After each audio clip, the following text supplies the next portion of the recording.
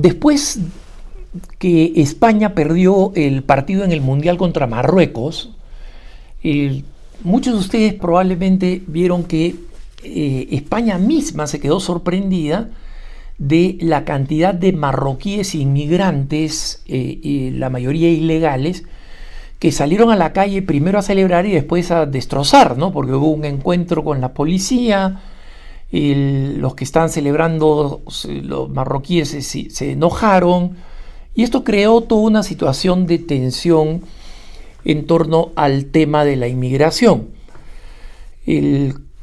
Como lo he dicho en múltiples ocasiones, yo creo en el concepto equilibrado. Yo mismo soy un inmigrante en los Estados Unidos, un inmigrante legal que ahora tiene nacionalidad norteamericana, pero que cree en las dos cosas que decía San Juan Pablo II que había que tener en cuenta en el debate sobre la inmigración y en la legislación sobre la inmigración, que es que toda persona tiene derecho a buscar un futuro mejor para sí y para sus seres amados, ¿no?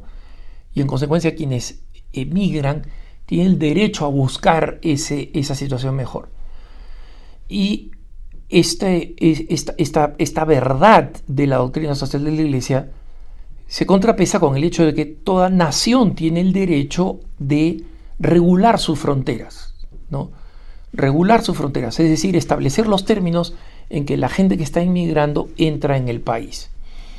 Y acá entro una vez más de lleno al tema de la población. ¿Por qué España dice, oye, ¿cómo así tenemos tantos inmigrantes marroquíes que de pronto salieron a la calle en este estallido de celebración que terminó siendo una revuelta y que, bueno, ha vuelto a poner sobre el tapete el tema de la inmigración? Pero más que el tema de la inmigración, es el tema de la población. Y ustedes dirán, bueno, eso es lo mismo, Alejandro. No, no es lo mismo. España, que es una nación rica, ¿no? Y que tiene una mejor distribución del ingreso que cualquiera de nuestros países hispanohablantes, ¿no? Es sin embargo una nación que se está quedando sin jóvenes. Y en consecuencia, para seguir creciendo, necesita mano de obra. ¿Quién va a arrojar la basura? ¿Qué millennial, qué generación Z de los pocos que hay en España, porque España no está teniendo hijos, ¿no? Va a querer cargar la basura? ¿Quién quiere ser mesero en un restaurante? No, todos quieren ser chefs, todos quieren ser influencers, todos quieren ser modelos, no, todos quieren ser Elon Musk. Y nadie quiere hacer los trabajos que antes los jóvenes hacían. Entonces, las naciones que no tienen población absorben inmigrantes. Es lo natural. Y es la ley natural.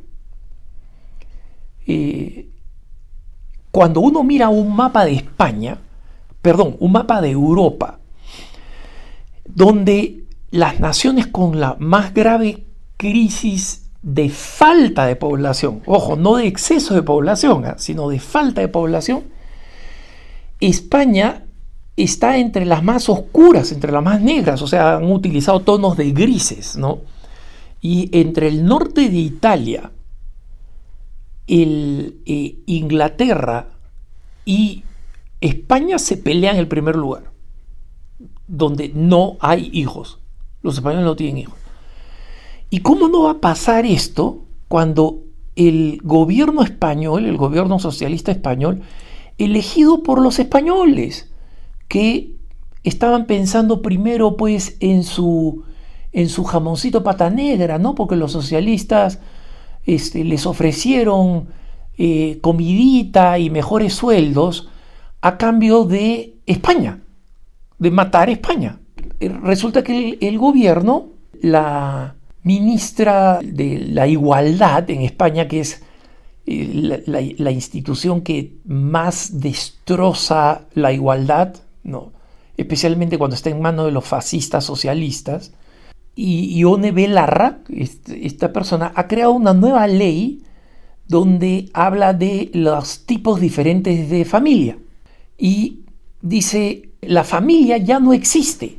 En cambio, tenemos que celebrar 16 tipos distintos de familia. 16, ¿ah? Y esta propuesta de España es, o sea, es de dónde vienen las familias. Bueno, son 16 tipos de familias que aparecen, digamos, de las combinaciones que se le ha ocurrido al Ministerio de la Igualdad y a Ione Belarra, ¿no? Podrían haber sido 14, podrían haber sido 23, pero en 16 se les acabó la imaginación, ¿no? O sea, papá trans, o digamos, ni siquiera hablemos de papá y mamá, porque ya no existen. Justamente lo que dice la nueva ley, la propuesta de ley es que la familia no existe. Celebremos 16 tipos de familia. 16, o sea, imagínense ustedes. Están reemplazando una institución natural, de origen natural, o sea, nadie necesitaran y tuvieran hijos, ¿no? Así es como ha crecido la humanidad. Y algunos dicen, pero Alejandro, hay poligamia en tal sitio, en tal isla son las mujeres las que escogen varios. ¿A mí qué me importa? Esas son anomalías, son totales anomalías. Y son las anomalías que pseudoantropólogos buscan en los rincones más remotos del mundo, como la antropóloga Margaret Mead, para tratar de justificar, esta debería ser la conducta que tenemos todos nosotros. Y después se terminó viendo que Margaret Mead había sido una mentirosa, que en su descripción de cómo era la familia polinésica había mentido. Y que tan pronto otros antropólogos fueron a estudiar las familias descritas en Polinesia por Margaret Mead, descubrieron que ella había inventado todo esto por sus propias fantasías sexuales. Entonces, no me hablen de las anomalías, no me interesan, porque son anomalías. Miren cómo se ha desarrollado el mundo hasta ahora. Papá, mamá con hijos. Y ahora resulta que la ley natural es cambiada por unos burócratas que se pusieron a hacer combinaciones, ¿no? Ya, ¿qué pasa si es hombre trans con hombre trans? Hombre trans con mujer trans. Lesbiana con trans. Trans con gay. Entonces se pusieron a hacer todas estas combinaciones, y en donde ya los hijos no son producto natural de la relación entre un hombre y una mujer, que es la única manera de tener hijos, o sea, gameto masculino, gameto femenino, que se junten y se desarrollen en un hijo, porque cualquiera de estos con trans, etcétera, etcétera, si no son un hombre y una mujer, van a tener que mandar a hacer, entre comillas, los hijos, ¿no? Vía fecundación in vitro, vía vientres de alquiler, vía todas estas formas antinaturales de tener hijos, y no van a ser, digamos, los padres directos de estos hijos, ¿no? Entonces, ¿qué sucede?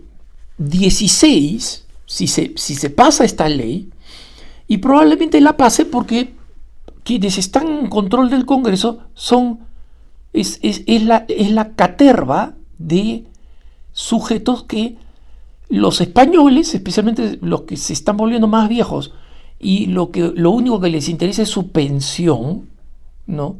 Solo les interesa su pensión. Resulta que ahora su pensión se ha disminuido porque no hay progreso económico allí donde no hay progreso natural. Entonces, si resulta que no hay más españoles y no hay más jóvenes que trabajen y que paguen impuestos, entonces no va a haber suficiente dinero para las pensiones, así de sencillo. Y lamentablemente mucha de la inmigración ilegal que reemplaza la falta de jóvenes trabajan en lo que los españoles llaman en negro, entre comillas, ¿no? Entonces resulta que mientras en España la curva del divorcio o sea, el índice de divorcio en 1981 en España, el índice de divorcio era menos del 5% de los matrimonios, ¿no? Y en el 2006 llegó a su pico con cerca del 30% de los matrimonios. Ahora, o sea, hasta el 2015, que son las últimas cifras, no sé ahora, pero hasta el 2015, este pico terrible del 2006 había bajado, pero todavía por encima del 20% de los matrimonios. Pero resulta que mientras los matrimonios han ido terminando en divorcios, ¿no?, el índice de fertilidad se ha ido al piso, ¿no? El índice de fertilidad en 1850 era de 5.1 hijos por pareja, ¿no?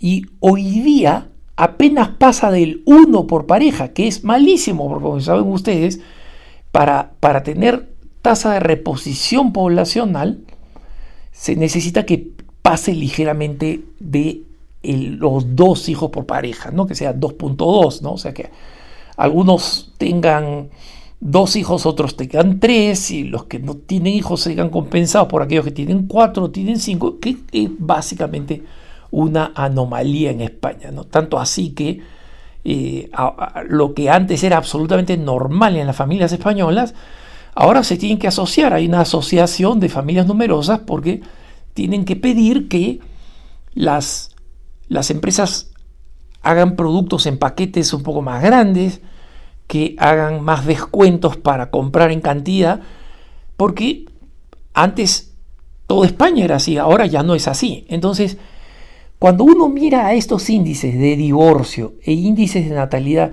¿a quién se le ocurre que la mejor idea es destruir a la familia y convertirla en 16 tipos diferentes de familia? 16, además, porque pudieron haber hecho un sorteo, ¿no? Oye, ¿cuántos queremos? Ya, pongan ahí, uno quiere 24, el otro quiere 18, porque si me pagan a mí para imaginarme 24 tipos de familia, me pagan bien, yo las hago, las comienzo a mezclar y saco números. Entonces, el asunto es que ¿esto qué cosa significa? Que los socialistas, que supuestamente le iban a garantizar la tortilla de patatas y el vinito y las chistorras a los votantes españoles, ahora no solamente pues no les ha garantizado una buena ración de eso, que sigue existiendo en España, sino que está empujando el país en la dirección en la que está yendo. O sea, lo que España necesita es alguien que empuje en contra, que haga el esfuerzo de detener esta caída espantosa, ¿no? Entonces, es tan absurdo como empujar una bola de nieve hacia abajo. Basta con dejarla para que vaya a ser completamente destructiva. Pero no, la empujan. Y hay 16, no 15, no 17, 16 tipos de familia que el gobierno socialista quiere afirmar. Esto primero nos tiene que llevar a rezar por España, ¿no? España ha sido el país madre de la fe y la lengua de una zona muy extensa del mundo, ¿no? Esta maravilla que llamamos Hispanoamérica. Y también de esta maravilla que llamamos Hispanoamérica, no solamente por la lengua, sino por la fe que nos fue transmitida. Y en segundo lugar, además de rezar por España, evitemos que esto siga pasando en nuestros países con las personas que seguimos eligiendo y que son catastróficas para la identidad cultural, catastróficas para las virtudes tradicionales de nuestros pueblos y catastróficas también para la economía. Que tengas un buen día.